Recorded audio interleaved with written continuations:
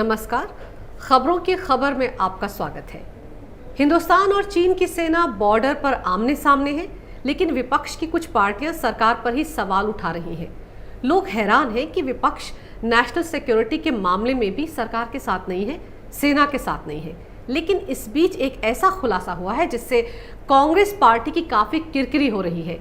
वायुसेना के एक सीनियर ऑफिसर ने यह खुलासा किया है कि कांग्रेस पार्टी की सरकार ने कम से कम 5 बार लेह के एक वायुसेना के एयरपोर्ट को चालू करने की इजाजत नहीं दी, और तो और देश हित में और सेना की सहूलियत के लिए वायुसेना ने बिना परमिशन के ही जब एयरपोर्ट को चालू कर दिया तो सोनिया मनमोहन की सरकार उनसे नाराज हो गए।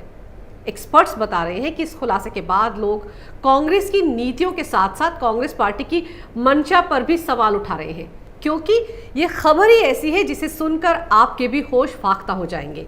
सच का ये चरित्र होता है कि वो काफी दिन तक छिपाया जा सकता है, लेकिन कभी ना कभी ये बाहर आ ही जाता है। ऐसा ही सच सेना के अधिकारी अब सामने ला रहे हैं, जिससे कांग्रेस की बोलती बंद हो गई है। चारों खाने चित हो गई है कांग्रेस।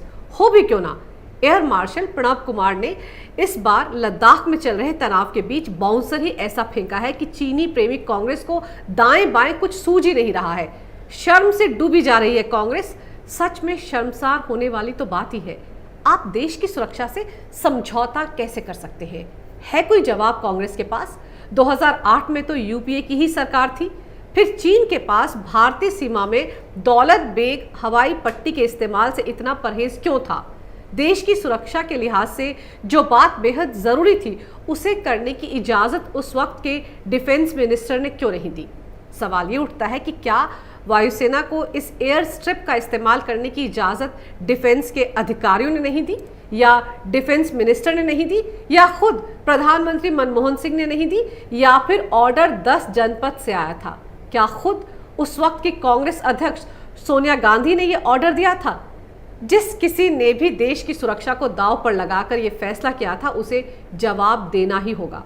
पूरा देश जानना चाहता है कि इस देश में चीन के प्रेमी हैं कौन? कौन है जो इस तरह की हिमाकत करके चीन को फायदा पहुंचाना चाहते हैं?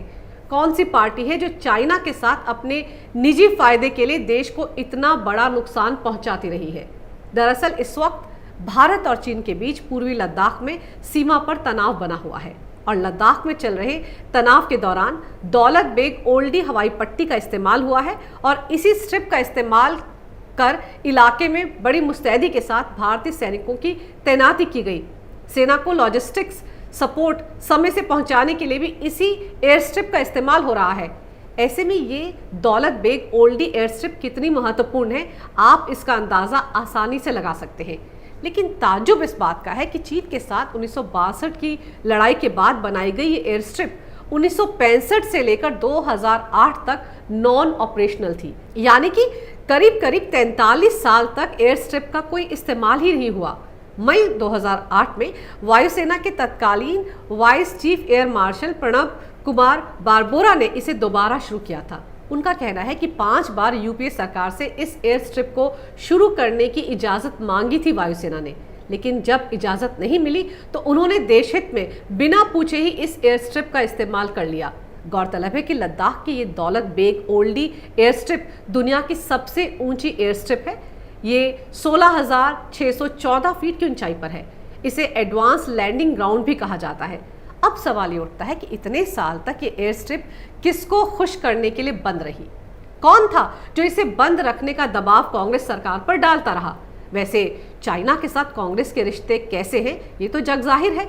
जब डोकलाम में भारतीय सेना और चीनी सेना आमने सामने थी तो उस वक्त कांग्रेस के आने जाने वाले अध्यक्ष राहुल गांधी अपनी बहन प्रियंका गांधी और जीजा रॉबर्ट वाड्रा के साथ आखिर दिल्ली में चाइनीज एम्बेसडर के घर पर किस चीज की पार्टी कर रहे थे?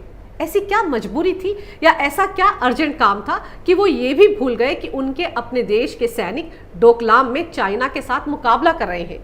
जरा सोचिए, देश अपने सैनिकों के लिए चिंतित था और देश की ही सबसे बड़ी विपक्षी पार्टी का नेता दुश्मन देश के एम्बेसडर के साथ मौज मस्ती कर रहा था, तस्वीरें खिंचवा रहा था।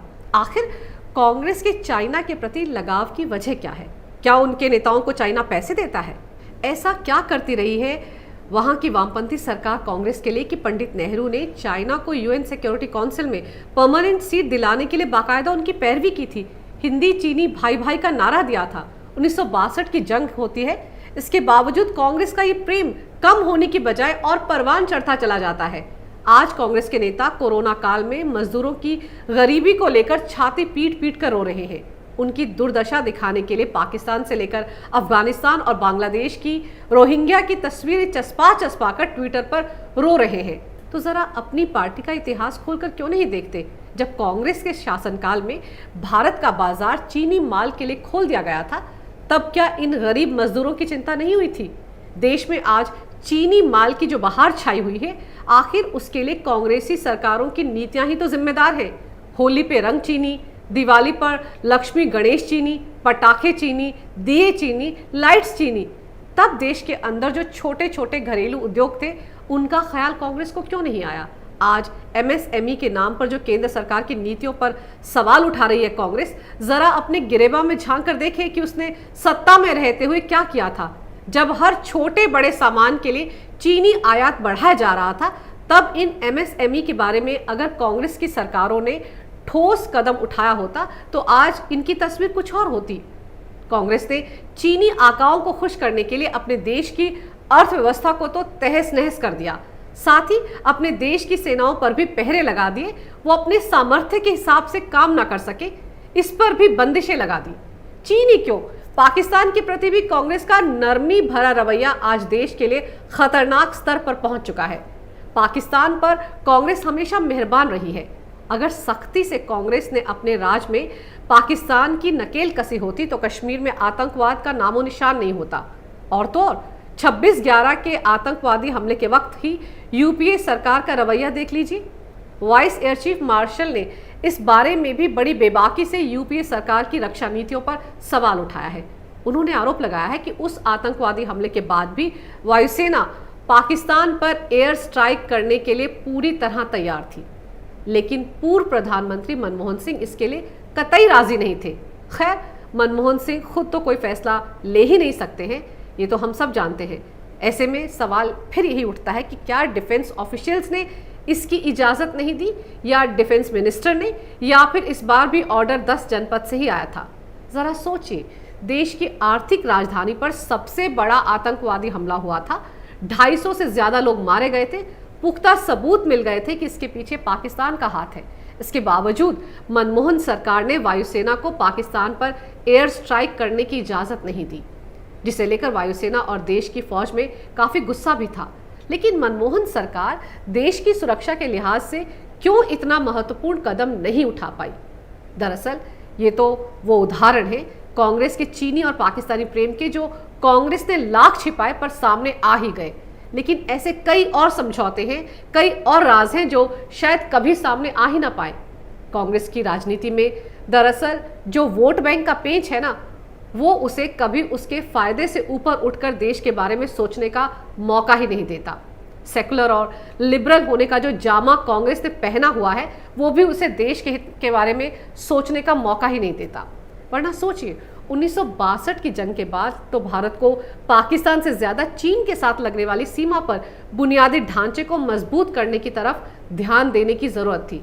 लेकिन पिछले 70 सालों में जब भी इस देश पर कांग्रेस ने राज किया, तो क्यों चीनी सीमा के साथ लगने वाले बॉर्डर पर ना तो सैनिकों के लिए कोई परमानेंट ढांचा तैयार किया गया और ना ही वहां पर पहुंचने के लिए चीन की तरह सड़कों का जाल बिछाया गया।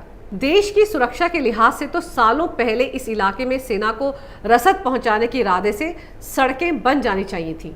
क्यों कांग्रेस ने इतने महत्वपूर्ण मुद्दे पर ध्यान नहीं दिया?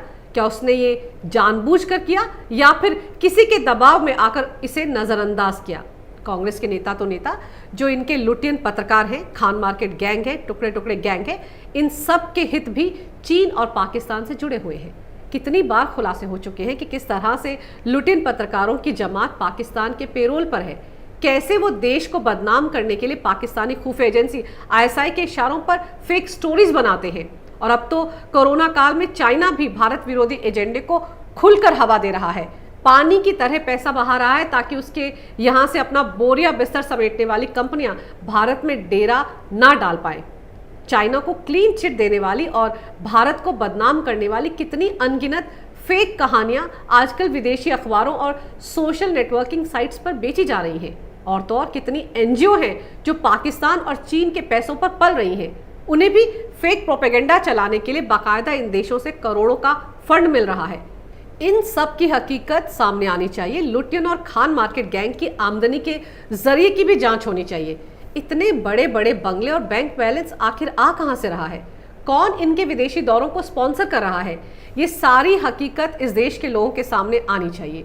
मोदी सरकार से चीन के मसले पर 5 सवाल करने वाली कांग्रेस पार्टी से भी पूछा जाना चाहिए कि 5 जवाब देकर वो भी बताएं कि किसने 5 बार वायुसेना को दौलत बेग हवाई पट्टी के इस्तेमाल की इजाजत नहीं दी, किसने इसमें रोड़ा अटकाया, कौन है वो देशद्रोही जिसने देश की सुरक्षा के रास्ते में अड़ंगा लगाया। कांग्रेस पार्टी को ये बताना पड़ेगा कि दौलत बेग एयर स्ट्रिप को बंद करने के पीछे क्या वजह थी और इसे ना खोलने के पीछे किसका दबाव था। जब तक कांग्रेस पार्टी ये नहीं बताती है तब तक कांग्रेस पार्टी को भारत चीन बॉर्डर विवाद पर कुछ भी सवाल पूछने का नैतिक अधिकार नहीं है और लोगों को ये छूट मिल जाएगी कि वो कांग्रेस पार्टी पर चीन और पाकिस्तान के इशारे पर फैसले लेने वाली पार्टी का टैग लगा दे। अगर आपको मेरा ये वीडियो अच्छा लगे तो कृपया इसे लाइक करें, शेयर करें और हमारे चैनल को सब्सक्राइब करना ना भूलें। देखते रहिए कैपिटल टीवी।